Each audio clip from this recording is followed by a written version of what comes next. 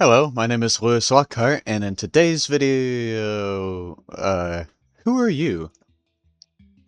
I'm you, but I just look better, alright? Uh, but how is there two of us here? That don't matter. What matters is that your design is outdated, and I'm the updated one. Lewis likes this design better, and you are now just gonna be banished to the Shadow Realm. You can't do that. I'm the legacy. Yeah, too bad. Get the fuck out of here.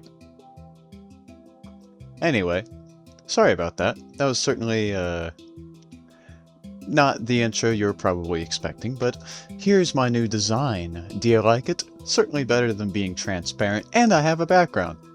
And a webcam. Anyway, not important. What's important is talking about today's video. Today's video, I want to show you my most recent artwork, which is themed around Pride Month as well as myself. And I thought it was a really cool artwork and a really cool idea, and let's go ahead and let's get this intro out of the way and just start the video. This is the time lapse as well as my process of making my Pride Month themed artwork. So let's begin. I usually name my artworks. I named this piece Pride for the Night, or something like that.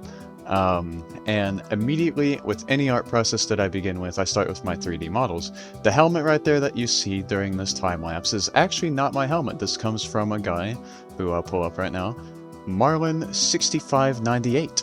He uploads 3D models on Sketchfab, and I liked his model of his Crusader helmet, and the 3D model of the sword is actually one that I made in Blender, so I don't have to give credit to the sword because that's me that modeled that sword. And of course the 3D models to Clip Studio Paint's models, those are just, I think they're built into the program, the software, whatever you want to call it, so I don't have to even explain that. I think most artists are fully aware about those models. So yeah. I set out immediately with my 3D models, I pose them into place with where I like them, and then I begin actually drawing. I also start setting up my references as well. You can see in the top right with the flames and the sword right there, that's my profile picture. I drew that last year. I think it was last year, maybe it was 2 years ago, I don't remember how long it's been. I can just go look at Google Drive because that's when I uploaded it on there. But yeah. I'm using previous artworks of what I've drawn of the knight previously, or Lewis Lockhart's armor, and just kind of set out there for references, both for shading as well as references of just making sure that who I'm drawing, the character that I'm drawing, is actually accurate. Now, as I am drawing, I am constantly trying to make sure that everything's all set and ready, because I want to make sure that when I start rendering my artwork, it's actually set out to what it should be with all the lighting and stuff. And as I sketch out, I'm just both looking at the reference as well as, you know, sketching. I don't really know what to say during these parts. When I'm drawing, I kind of let my mind go blank. I don't really sit and think about every single part of the process, because if you notice, there will be these random pauses in the time lapse. Those pauses are just me looking at my phone while I'm listening to Spotify and either picking a specific song or texting someone or just kind of doing other things with my time. So these random pauses you'll see in the time lapse is just me getting distracted or me just really getting into the songs I'm listening to. Oops, it looks like that little flash of OBS is something that I forgot to cut out in the video. I'm too lazy to do that right now. I'm currently recording the audio that will go on top of this time lapse. I am not going to go and cut that out. It's not gonna be a mistake anyone's gonna point and laugh at me about. Watch, someone's actually gonna point and laugh at me about that. Anyway, this part here, where I'm just doing random shading on the gray colors and stuff, this is me trying to test blending modes to see if I can get the colors on correctly. And I realized that I didn't really know how to shade using multiple colors, because this is an artwork that I've had in mind for a bit that I realized would be perfect for Pride Month, but then I was also like, how do you shade lighting hitting metal when there's multiple lights hitting it? You know, kind of like a spectrum. Think about like the Dark Side of the Moon album from Pink Floyd, I think is what it's called, with the prism and stuff. How do you shade that onto metal? I didn't think about it in the moment though. I just went straight into line art. I started to add my lines, get them all sharp and stuff. And while I was doing that, I was listening to multiple songs from playlists of mine with Powerwolf, Sabaton playing in the back of my mind and stuff. Not in the back of my mind, I had it playing through headphones. What the fuck am I saying? Anyway, sorry about that.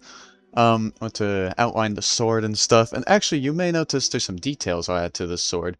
Some words that are in Latin. I already forgot what those words mean, but whenever I was doing research about the swords that the Knights Templar use, there's Latin on the hilt of the sword, and as well as some crosses on the blade itself. The Latin part, I'm pretty sure it stands for "In God We Trust" or something like that. That's basically the gist of what it means and stuff. And I wanted to make sure that when I was going to be drawing the knight, you know, Lewis Lockhart in his armor, with his cloth and everything, myself in that armor and such, I wanted to make sure that it was as accurate to the Knights Templar as it could be, while also trying to retain something more original and stuff, you know. Obviously this isn't original, this is just a suit of armor that I like, that I think looks really cool. It's nothing unique, but still regardless. Also, if you can see here with the line art, I'm closing off certain sections and stuff. This will become later for masks, which you can already see. I've already created a mask right there. That mask actually helps me make sure that all my colors, all my shading and stuff stays right there within its boundaries and stuff. And you can see right here that I'm immediately starting with shading the helmet, making it look metallic, reflecting and stuff like that. And I start looking at my multiple references for that. Shading metal, or rendering it or whatever, is pretty fucking easy. It's straightforward and simple for the most part, at least with helmets. It's mostly these raw, very tall and long vertical rectangular shades of light from between what the light is hitting and reflecting onto, with the ambient light and of course the shadowy light thing, whatever the term the actual like professional artists use and stuff. I'm mostly self-taught. Not even mostly self-taught, I am self-taught. Uh, but the previous shading that I did with the helmet, though, I didn't really like it that much. So when I went to the next day to redo this all over again, I went back and actually gave it some better shading that I would very much prefer over the one that I had previously. One that would seem a little bit more accurate to what I was trying to go for. I go in, I start rendering it, and as I stated previously, I didn't like the shading. And apparently I didn't like it again. Okay, I forgot I did this 3 times. So this is my 3rd attempt trying to shade this. I know I said it was easy, but 3 attempts is easy. Like, something that would be a more of a hard attempt for me would probably take, a hard attempt. What would a hard attempt look like? Probably 30 attempts, maybe. 30, 40, 50 attempts. Anything that takes me about 3 tries to do, it's not that hard. And as we can see right here, as I'm shading, I'm getting finally that metallic shimmer. Also, the reference you can see in the top right, that's actually my helmet. It's sitting right up above me. Let me grab it real quick. I have to reach up. Alright, let me just grab it. There we go. Here, I'll just hit the helmet just to show you that this thing's actually real. That's the helmet. It's getting kind of rusty too. I need to polish it again once I get the chance. Put it back on my shelf. Anyway. That helmet in the top right corner, I actually took that picture with most of the lights off in my room except the one that sits in the corner of my desk. It's to help get the reference of how the hell do I shade the metal correctly. That's how I managed to get it right there on there. And this 3rd shading attempt, rendering, whatever you want to call it, coloring and stuff, this 3rd attempt went very much well in my favor, and I was really, really liking it. I kept just adding this random beams of light here and there to really get that metallic feel to the helmet and stuff. I didn't go 1-to-1 with my reference, but I still went close enough to it where you can tell it's metal, you know. It gives off the vibe that it is absolutely metal. And I went in with darker shades after I was done with my main 3 lights, which is, you know, the direct light, the ambient light, and the shadowy parts where light's not really hitting. Or maybe it's just barely reflecting and stuff. I also added these small little details onto the bolts, question mark, of the helmet? Are these bolts? I don't really know what these circular bits are called. I was going to call them nails, but they're not really nails. I don't really know what you call them. These little, like, nubs, you know. I added that little detail. My partner ended up texting me saying that they actually really liked the detail of how I added the little highlights onto them. And I was like, oh, thank you. I didn't know anyone would even notice that sort of detail, honestly, so yeah. And then I went on to shade on to the flats, as well as just adding further details to the chainmail, the armor, I don't even know what that thing that goes around the collarbone is even called. I see a lot of Crusader references on Pinterest to have it, and I don't really know what that piece of armor is referred to as. Also for the chainmail, I use one of Clip Studio Paints' brushes, the default thin chain brush, something like that. I don't even know what it's called. I just use it because I was like, alright, this looks like chainmail, let's do it.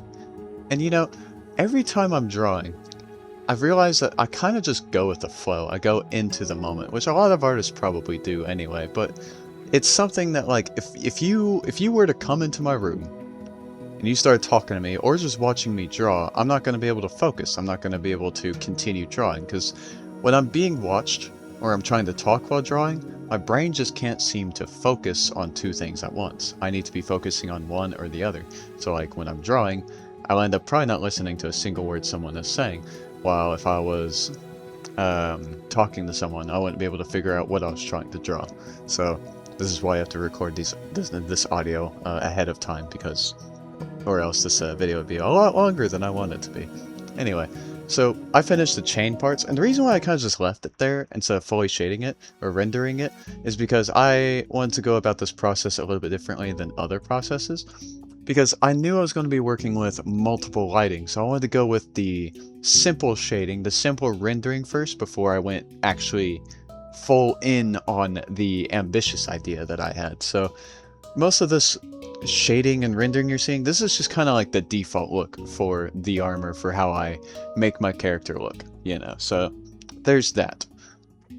And this is the first time in a few months that I've actually rendered my character, rendered myself in this armor and stuff like this, so it was also a bit tough to try and remember how exactly I went about with the process. And I also realized that the previous brush that I was using to add the cloth, the white of the cloth and stuff, there was no point in just doing it by hand, just like coloring it in like a coloring book, so I decided to just do a simple fill bucket because you weren't going to be able to see the detail anyway.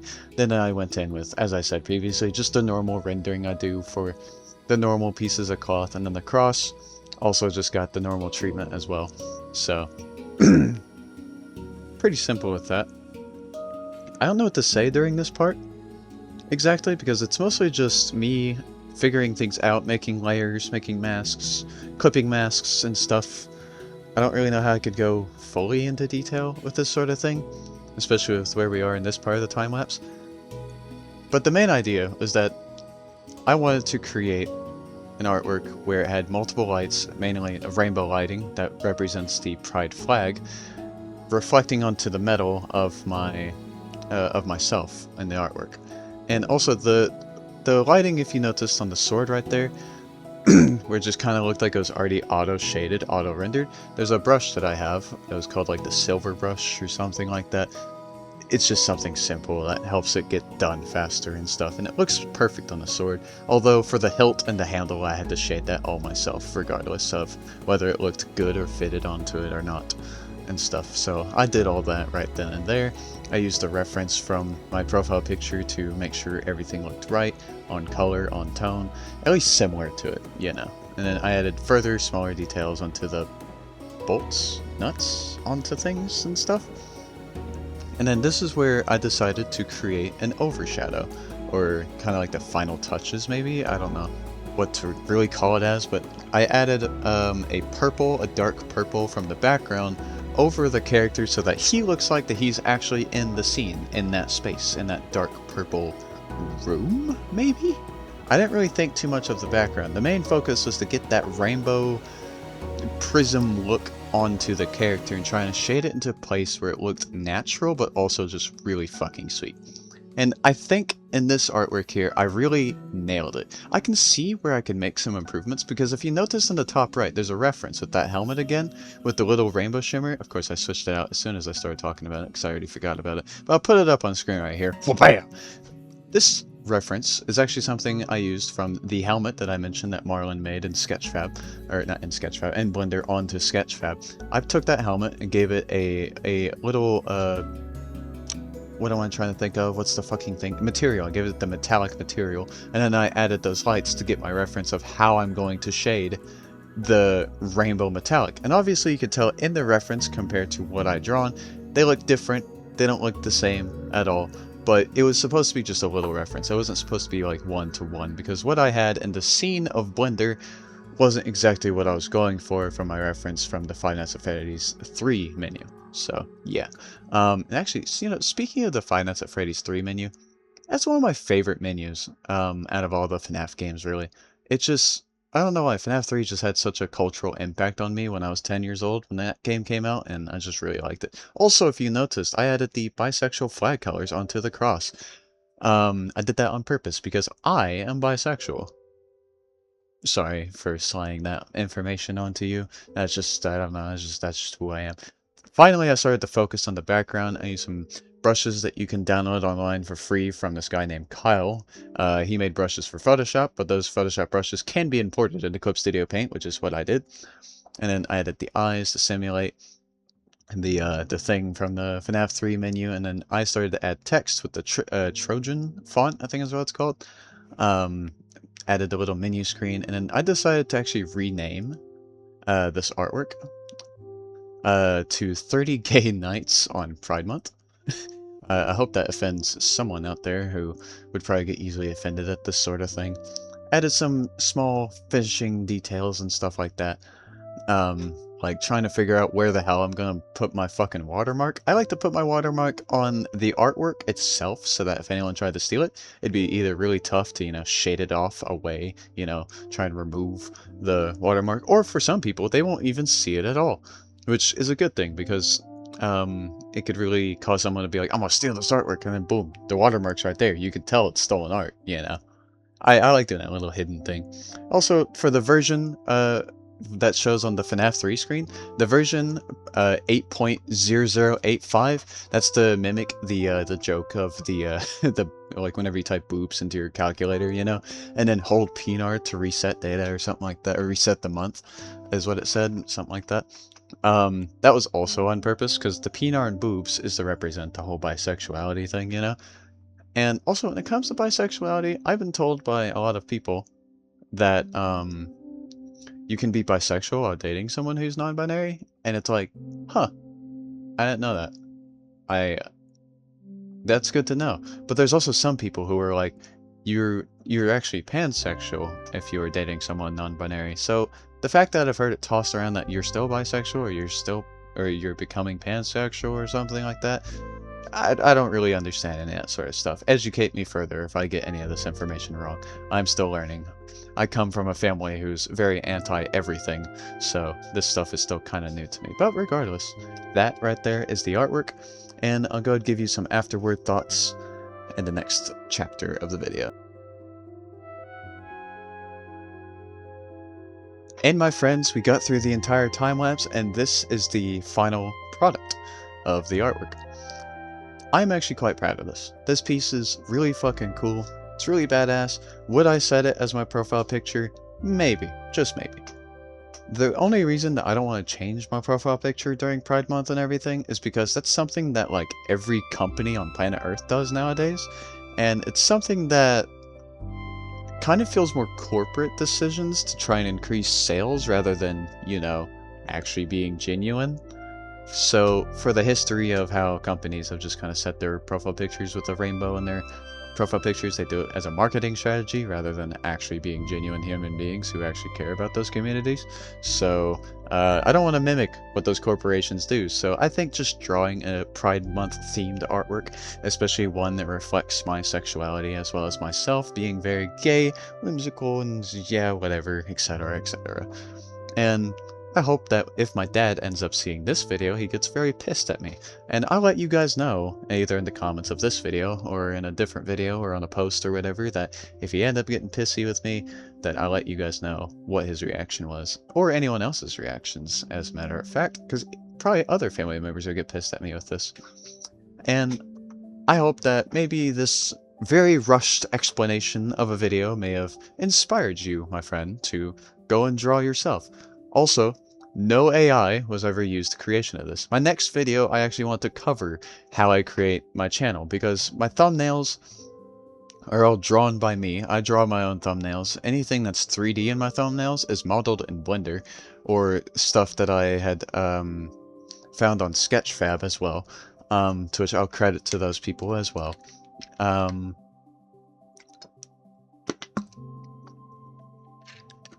yeah, this is the artwork.